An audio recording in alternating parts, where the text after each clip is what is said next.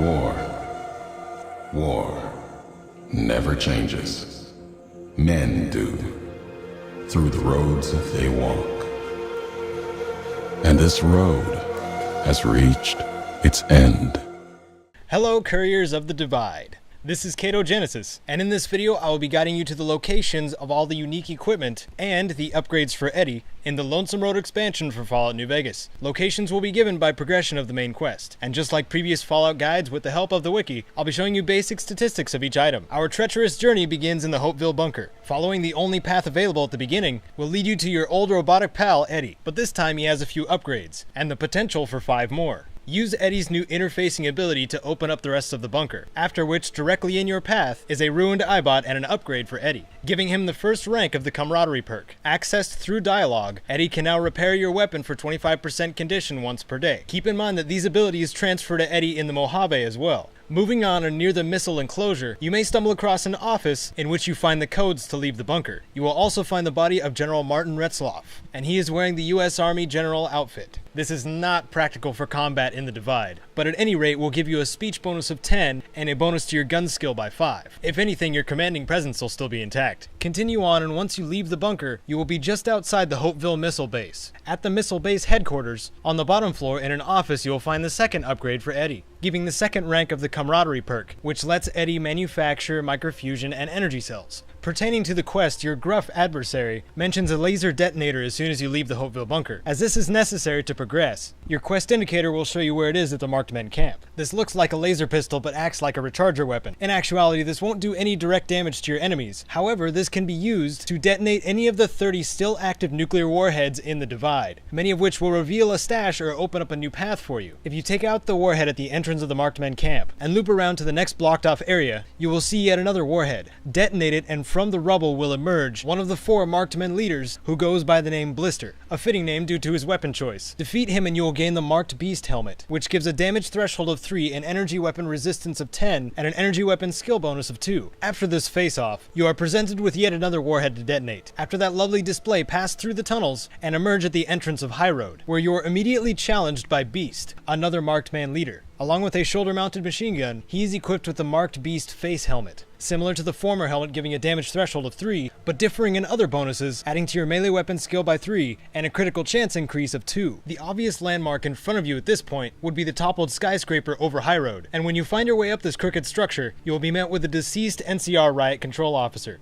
who is wearing the advanced riot gear. Wearing this full set of medium armor will yield a damage threshold of 26. The body armor will give you an explosives bonus of 10, and +1 to your endurance, while the helmet raises your perception by 2, and will give you low light vision when you activate Sneak between 6 PM and 6 AM. From here, continue on High Road until just before you reach the Ashton Silo bunker. There's a good-sized marked man encampment nearby, and presiding over that area is Bonesaw, the 3rd marked man leader, wearing a much more familiar-looking helmet. To be specific, the Marked Beast Tribal Helmet. This beast helmet gives the highest damage threshold of 4, and while worn, gives you a +3 to your melee weapons and unarmed skills. From here, you can go northwest to the Ashton launch platform. If you look at the control panel and turn around, you will see shelves with a footlocker on them. From said footlocker, you can gain one of the 4 existing industrial hands. Not unique, but having great qualities, being the only Power Fist variant that completely ignores enemy damage threshold. It has a base damage of 50 and a critical damage of 40. This in turn will give multiple critical checks per second. One minor disadvantage is that cross and uppercut VATS moves were not designed for a weapon like this, so they may bug out. It is a small price to pay to basically punch your enemies with a chainsaw that does 5 times the critical damage of one. Gain access to the Ashton Silo by quote-unquote accidentally launching an ICBM. But before you enter, across the Divide, the missile will open up a path just outside the Hopeville bunker called the Courier's Mile. There is a unique Bowie knife by the name of Bloodnap stuck in a street lamp closest to the entrance. This is the first and only weapon to give a bonus of 10 to your sneak, a base damage of 30 and a critical damage of 45. Extremely deadly if one-handed blades are more your speed. Anyway, back to the Ashton missile silo. Take the explosive and eventful lift all the way down to see another silo that looks a little bit like the Hopeville one, but has suffered quite a bit more damage. Inside, look for the large locked metal door with a terminal outside. Unlock it with a science skill of 75, and you will find a 3rd third circuit board for Eddie, giving him the third rank of camaraderie, which increases Eddie's damage threshold by 2. Pass through the bunker and the following slanted building interior to emerge in the second half of the divide. Detonate the next warhead in your way, and as a result, see a building in the distance collapse. Just past the warhead you destroyed, to your left will be the 3rd Street Municipal Building. Climb your way up and step into the municipal sewers. Just before the exit on the other side is the 4th wrecked Eyebot you find. Having all the upgrades up to this point, Eddie's weapon damage will be increased by 5. Keep heading towards the light at the end of the tunnel and step out to the upper floor of the 3rd Street Municipal Building. Here you find yet another riot control unit that is no longer getting use out of their armor, which is the Elite Riot Gear, and when worn with the helmet it will give a damage threshold of 28. The body armor increases your gun skill by 10, your charisma by 1, and a fantastic critical chance bonus of 5. The helmet will give you the perception bonus and sneak sight once again, but with a bonus of 5 to your speech as well. If you head north from this location, you will see the beginnings of a cave. Just before that point, look to your right, and you should see a warhead embedded in the rocks. Destroy it and a path opens to you to find the final destroyed Eyebot and the 5th rank for Eddie's perk, which will increase the targeting and VATS for both of you by 5%. Follow your objectives through yet another underground passage, and you will be in the final stretch to Ulysses' Temple.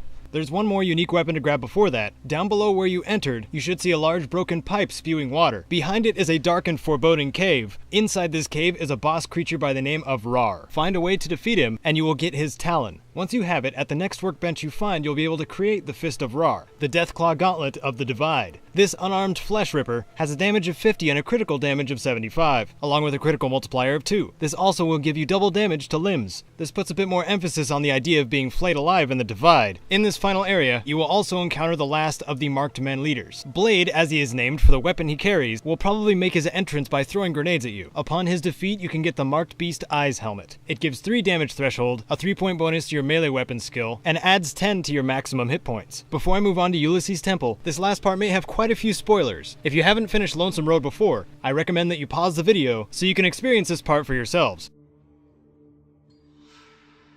After you enter the temple, and once your little robot friend is in your party again, you should progress to a door that prompts you before entering. It may be a good idea to save beforehand, because your decision will greatly determine the items you gain. Take the path laid before you to finally come face to face with Ulysses. Whether you defeat him through words or weapon will only determine that you get his equipment twice. It's the final moments of this encounter, and the faction you've sided with, that determines what you gain. But we first start with Ulysses' equipment. The first part of his weathered getup is his mask, which gives a damage threshold of 3 and incredible radiation resistance of 50. The second and most iconic of his gear is Ulysses' Duster, which has a damage threshold of 13, a critical chance bonus of 5%, and increases charisma by 1. Moving on to his weapon of choice is a maple staff capped with a golden eagle, called Old Glory. This two-hander has a base damage of 45, and a nearly double critical damage of 80, so don't let that brittle look fool you. As I had mentioned before, the faction you side with at the second Battle of Hoover Dam will determine the Duster you get at the end of Lonesome Road. All the variants have the same damage threshold of 13. You'll get Blackjack if you are neutral or lower with all the main factions, or join Yes Man. Old World Justice if your rep is with Mr. House in the Strip, Fighting Chance if you join the Legion, and the Great Bear with the New California Republic. The Duster you end up with will be in the reward footlocker when you show up back at the Canyon Wreckage. After defeating Ulysses, you're confronted on what to do with the missile launch. You can stop the launch, target the NCR, the Legion, or both. Launching a tactical strike at the NCR or the Legion will unlock new locations for you, at the cost of reputation, of course. The new locations are the Long 15 and Dry Wells. You can access Dry Wells from a boat in Cottonwood Cove, and you can get to the Long 15 from the gate at the back of the Mojave Outpost. I won't ruin these locations for you guys, but I will tell you of the 2 unique items you can get in each place. In Dry Wells, you can get the armor of the 87th Tribe and the Red Victory grenade rifle. When worn, the armor will give a damage threshold of 22, a critical chance bonus of 3, a point to charisma, and will add 10 to your action points. As for the Red Victory grenade rifle, the damage is the same as a standard variant. However, its AP cost, which is reduced to 29, is the lowest of any grenade rifle in the game. Worth picking up for that alone if not for your collection. As for the Long 15, you can get the Scorched Sierra power armor and the Great Bear grenade rifle. For this power armor, the training is required. It'll give you a damage threshold of 24, regenerate your hit points for 2 per second, has a fire resistance of 25, and will increase your strength by 1. For the Great Bear grenade rifle, it is heavier than the Red Victory, but has less weapon spread and the highest impact damage at 15, don't forget the explosive of 100, of any other grenade rifle. For these 4 unique items, I would say choose wisely, but if you're a completionist, you're gonna have to nuke both. And that is all of the armor, weapons, and Eddie's upgrades in Lonesome Road. So what was your Lonesome Road like? Tell me in the comments, I'd love to hear about it. And if you wish to point out something I missed, first make sure it's not in the guide, help out your fellow couriers and myself by stating what it is and where to find it in the comments. If you want more detailed guides just like this one, especially for Fallout, hit that red rectangular button down below. As always, thank you so much for watching. This is Ketogenesis, and I'll have Ulysses take us out.